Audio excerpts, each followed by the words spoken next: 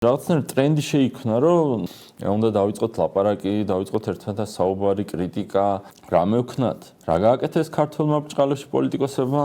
გამოაცხეს პოსტები, კი, ეგ ყველაფერი გასაკეთებია, უნდა ვქნათ ლაპარაკი, გადავიაზროთ. ოღონდ პოსტებად დარჩა და არაფერი არ შეცვლილა. რავი, თითქოს მემელოდებიან, რომ ლაპარაკი დავიწყოთ. ჩვენ არც არასდროს შეგვიწყვეტია და მზა მოუდში ვართ.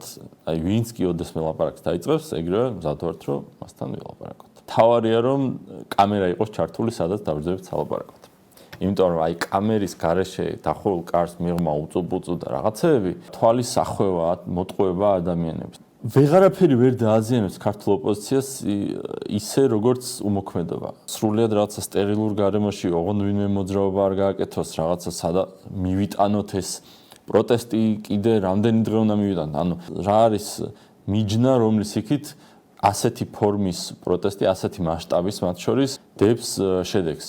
ანუ რა უნდა მოხდეს ამერიკაში თქვა, რომ უი 100 დღე უკვე პროტესტი აქვთ, მოდი ტრამპ რამე დაპოსტე, ანუ ხონდა მივხვდეთ, რომ რაღაცა თუ არ გამოდის, რაღაცა უნდა შევცვალოთ.